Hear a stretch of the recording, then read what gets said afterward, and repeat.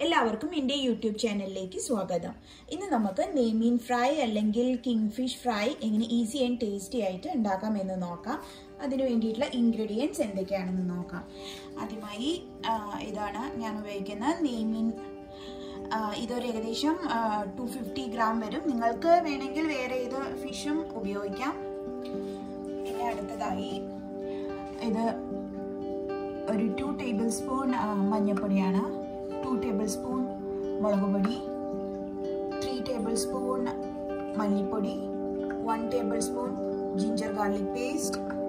ഇത് ഞാൻ ഏകദേശം ഇത്രത്തോളം ക്രഷ് ചെയ്ത് എടുത്ത ഫ്രഷ് ജിഞ്ചർ ഗാർലിക് പേസ്റ്റ് ആണ്. നിങ്ങൾക്ക് വേണമെങ്കിൽ സ്റ്റോർ ബോട്ട് ഉള്ളതും റെഡിമെയ്ഡ് ജിഞ്ചർ ഗാർലിക് പേസ്റ്റും ഉപയോഗിക്കാം.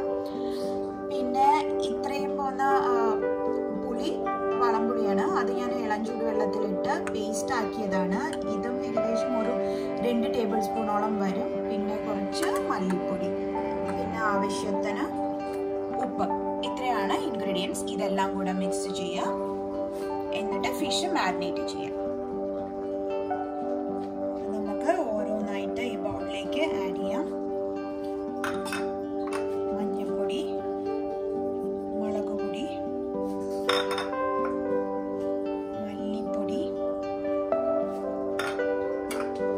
ginger garlic paste, tamarind paste,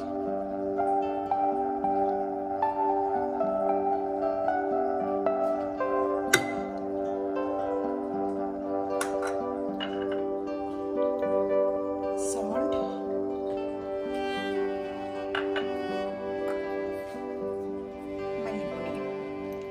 മല്ലിയില. ഇതെല്ലാം കൂടെ കുറച്ച് വെള്ളം കൂടെ ചേർത്ത് നമുക്ക് മിക്സ് ചെയ്യാം.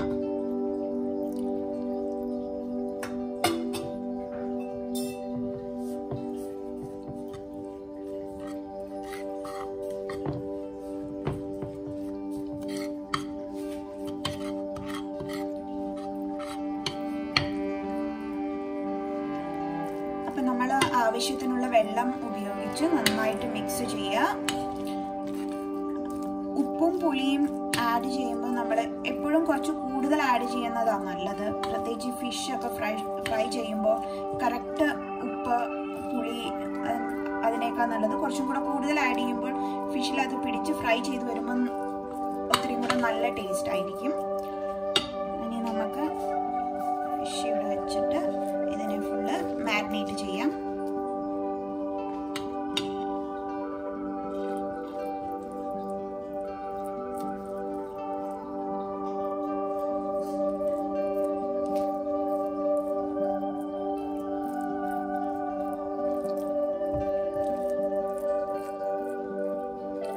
നമ്മൾ നന്നായി മാരിനേറ്റ് ചെയ്ത് ഒരു 2 മണിക്കൂറോളം ഫ്രിഡ്ജിൽ വെക്കുക.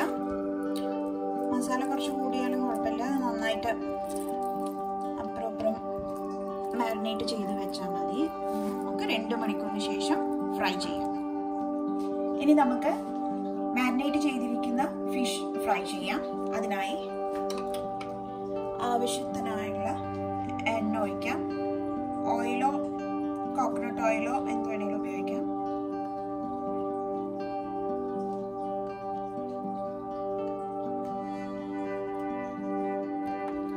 ഓയിൽ ചെറുതായി ചൂടായതിനു ശേഷം നമുക്ക് കുറച്ച് കറി ലീവ്സ് ഇടാം.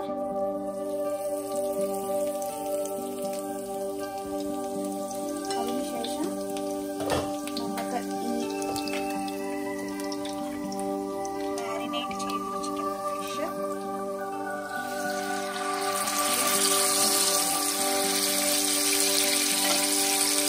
ഫ്ലെയിം ഒരു മീഡിയത്തിൽ വെക്കുക. അതിനുശേഷം നമുക്കിതൊന്ന് അടച്ചു വെക്കാം. അപ്പോൾ ഇതൊരു മീഡിയം ടു ലോ ഫ്ലെയിമിൽ ഒരു 5 മിനിറ്റ് കുക്ക് ചെയ്തതിന് ശേഷം നമുക്കിതൊന്ന് മറിച്ചിടാം. അതിന് നമുക്ക് മേലെ കുറച്ച് കറിയിലേക്ക് തൂകാം. അങ്ങനെ ഓൾറെഡി ഇത് വെച്ചിട്ടുണ്ടായിരുന്നു. ഇനി നമുക്കിതൊന്ന് പതിയെ മറിച്ചിടാം.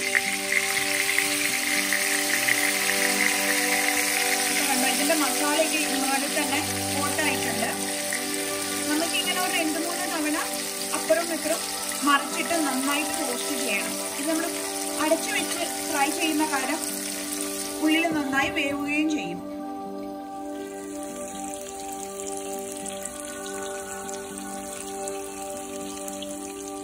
അപ്പോൾ ഏകദേശം ഒരു 20-25 മിനിറ്റായി ഞാനിങ്ങനെ ലോ ടു മീഡിയം ഫ്ലെയിമിൽ മറിച്ച് തിരിച്ചും ഇട്ട് ഫ്രൈ ചെയ്തിട്ടുണ്ടായിരുന്നു. ഇടയ്ക്ക് നമുക്ക് ഈ സൈഡിലുള്ള ഓയിൽ എടുത്ത് മുകളിലേക്ക് ഇടുകയും ചെയ്യാം. ഇത് കുറച്ച് വലിയ ഫിഷ് ആയത് കാരണമാണ് ഇത്രയും ടൈം എടുത്തത്. അടച്ചു വെച്ചതായിരുന്നു കാരണം നന്നായിട്ട് കുക്കുമായിട്ടുണ്ട്. ഇത് നല്ല പെർഫെക്റ്റ് ആയിട്ടുണ്ട്. ഇനി നമുക്ക് മാറ്റാം.